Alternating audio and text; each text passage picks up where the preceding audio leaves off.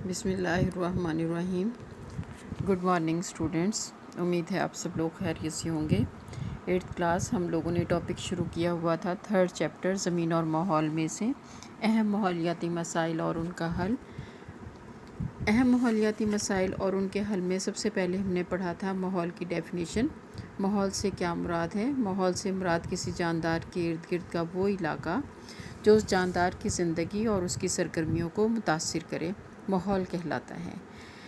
ماحول ہماری انسانی زندگی پر کیسے اثر انداز ہوتا ہے اور کن کن سرگرمیوں پر اثر انداز ہوتا ہے؟ ماحول جس میں طبعی خدوخال، آب و ہوا، مٹی اور قدرتی نباتات وغیرہ شامل ہوتے ہیں، انسانی زندگی پر گہرا اثر ڈالتے ہیں، اور ماحول انسان کی وہ تمام سرگرمیاں جو وہ کسی علاقے میں سر انجام دیتا ہے، چاہے معاشی ہوں یا سیاسی، سماجی ہوں یا معاشرتی، ماحول ان سرگرمیوں پر اپنا اثر چھوڑتا ہے۔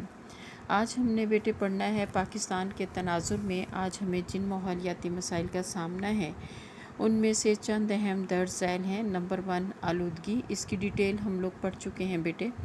آلودگی میں ہم لوگوں نے آلودگی کی اقسام پڑھی تھی، آلودگی کی ڈیفینیشن پڑھی تھی، ہوائی آلودگی، آبی آلودگی اور زمینی آلودگی۔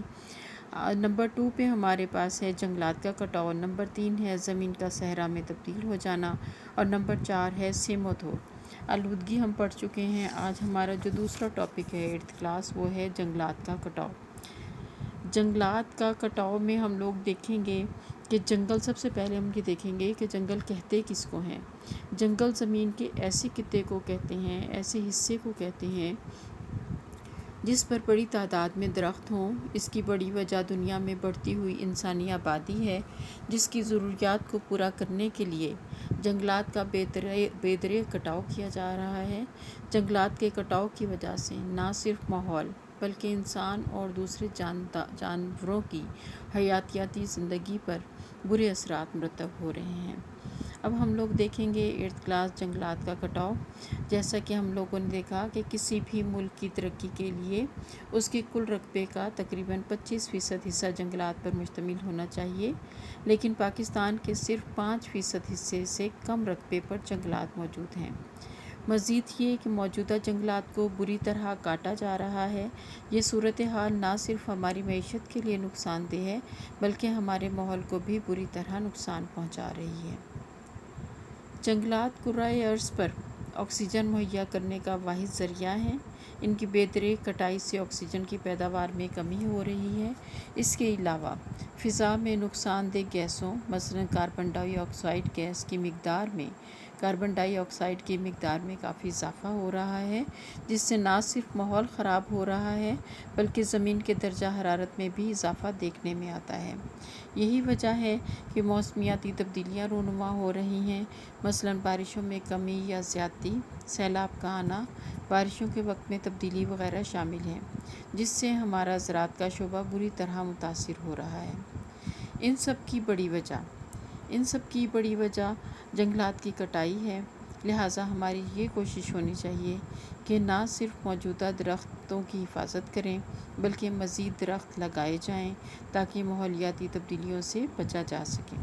جنگلات کے کٹاؤ سے جنگلی حیات کو بھی نقصان ہو رہا ہے، اور جنگلی حیات کی قدرتی قیام گاہوں کے خاتمے سے ان کی کئی اقسام ختم ہوتی جا رہی ہیں۔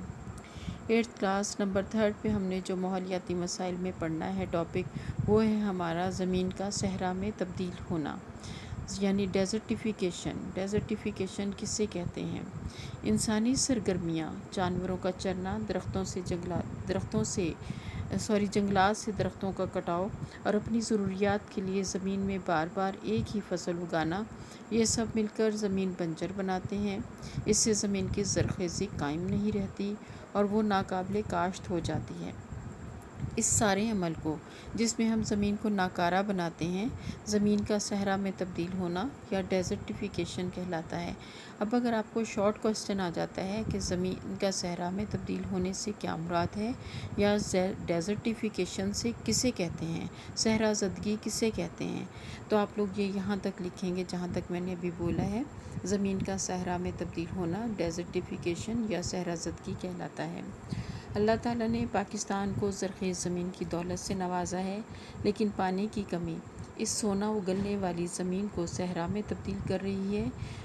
جس کی چند اہم وجوہات درج ذیل ہیں۔ 8th کلاس وجوہات لفظ کو آپ انڈر لائن کر لیں، یا آپ کو شارٹ کوسچن آ سکتا ہے زمین کے صحرا میں تبدیل ہونے کی چند وجوہات بیان کریں۔ نمبر 1 آپ اس میں بتا سکتے ہیں کہ زراعت میں ناقص اور پرانے طریقۂ کاشت استعمال ہوتا ہے۔ ناقص اور پرانے طریقۂ کاشت کی وجہ سے زمین کا کٹاؤ بڑھ جاتا ہے اور زمین صحرا میں تبدیل ہو جاتی ہے۔ نمبر 2 پہ ہم لوگ دیکھیں گے اگر زمین کے ایک ہی ٹکڑے پر بار بار ایک ہی فصل اگائی جائے تو زمین کی زرخیزی میں کمی آ جاتی ہے اور کچھ سالوں بعد یہ زمین ناکارہ ہو کر صحرا میں تبدیل ہو جاتی ہے۔ نہری آبپاشی میں سے کافی پانی کا ضیاع ہو رہا ہے۔ زیادہ صنعتوں کے قیام سے بھی پانی کی ضروریات میں اضافہ ہوا ہے، جس سے زمینوں کو سیراب کرنے کے لیے پانی کی قلت پیدا ہو رہی ہے۔ 8th کلاس نیکسٹ ہم لوگ پڑھیں گے 8th کلاس ہمارا لاسٹ اس میں ہے اہم ماحولیاتی مسائل میں سیم و تھور۔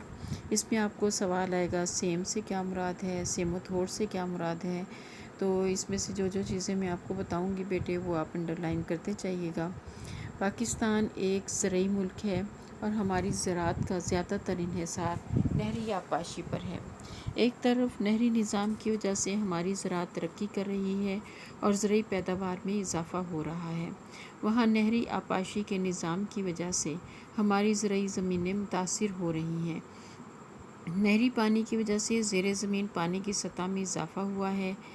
اچھا 8th کلاس اب یہاں سے جو نیکسٹ تھرڈ لائن جو میں درمیان سے پڑھ رہی ہوں یہاں پہ آپ لوگ انڈر لائن کریں۔ جب کسی علاقے میں پانی کی سطح 5.1 میٹر تک رہ جاتی ہے تو زمین میں موجود نمکیات پانی کی سطح زمین پر آ جاتے ہیں، پانی بخارات بن کر اڑ جاتا ہے اور نمکیات سطح زمین پر رہ جاتے ہیں۔